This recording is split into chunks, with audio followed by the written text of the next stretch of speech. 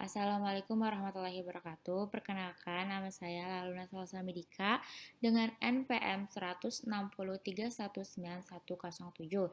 Di sini saya membuat narasi video untuk memenuhi tugas farmasi fisika.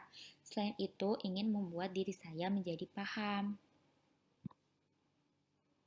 Di sini terdapat soal yaitu suatu larutan injeksi mengandung atropin sulfat 50 mg, natrium benzoat 1,0 mg, BHA yaitu 5,0 mg dengan ekivalen NaCl dalam atropin sulfat yaitu 0,45 dan ekivalen NaCl dari natrium benzoat yaitu 0,22 serta ekivalen dari BHA yaitu 0,60. Aqua prainjeksi AD 5 ml. Pertanyaannya, injeksi yang dihasilkan merupakan larutan jenis apa? Isotonis atau hipertonis? B. Bila bukan merupakan injeksi isotonis, hal apa yang akan dilakukan?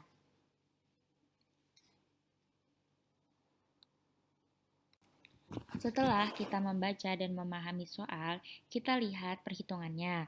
Untuk larutan isotonis yang dibuat yaitu 5 ml, maka kita membutuhkan 0,9 dibagi dengan 100 dikali dengan 5 ml, di mana 5 ml merupakan volume yang dibutuhkan dan NaCl yang dibutuhkan untuk membuat larutan isotonis yaitu 0,045 gram NaCl. Kemudian sebelum itu kita kembali pada soal tadi. Disebutkan larutan injeksi memiliki beberapa komponen diantaranya atropin sulfat, natrium benzoat, dan BAH.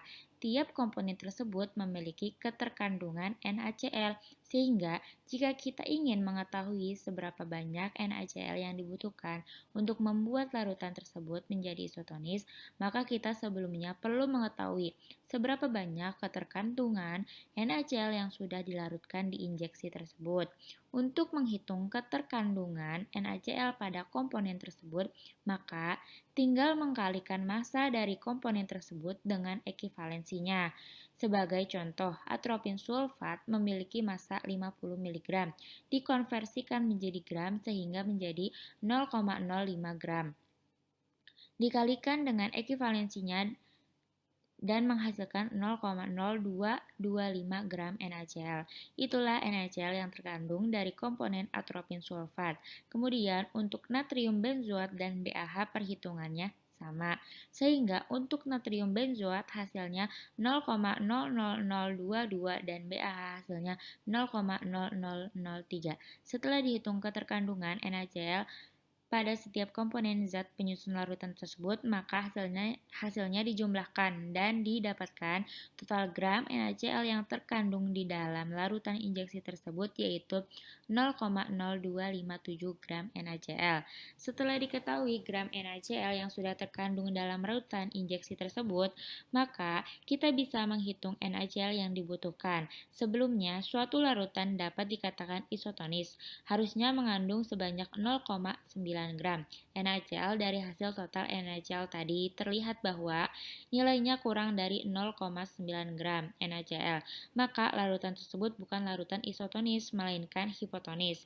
Sehingga kita membutuhkan NaCl untuk membuat larutan tersebut menjadi isotonis. Caranya dengan mengkalikan 0,9 dikalikan total NaCl yang telah dihitung. Maka gram NaCl yang dibutuhkan untuk membuat larutan isotonis yaitu sebanyak 0,01928 gram NaCl. Itulah NaCl murni yang dibutuhkan untuk membuat larutan NaCl tersebut menjadi isotonis. Kemudian, jika digunakan larutan tersebut menjadi isotonis melainkan menggunakan dextroxa, maka perhitungannya total NaCl yang dibutuhkan dibagi dengan 0,18 gram NaCl, di mana 0,18 itu keterkandungan NaCl di dalam dextroxa dan didapatkan hasil 0,10711 gram. Kemudian selain itu, menggunakan massa keterkandungan dengan NaCl pada setiap komponen pada larutan injeksi tersebut juga dapat menggunakan persen, maka dapat dilihat perhitungannya. Sebagai contoh, atropin sulfat memiliki massa yang tadi 50 mg dikonversikan menjadi 0,05 gram. Maka 0,05 gram dibagi 5 ml per gram dikali 100%, di mana 5 mili per gram itu merupakan volume injeksi, maka diperoleh persen sebanyak 1%. Pada suatu larutan isotonis, NaCl yang terkandung di dalamnya adalah 0,9%, maka dilihat dari persen larutan tersebut bukan isotonis. Dan kesimpulannya adalah injeksi yang dihasilkan bukan larutan isotonis, melainkan larutan hipotonis.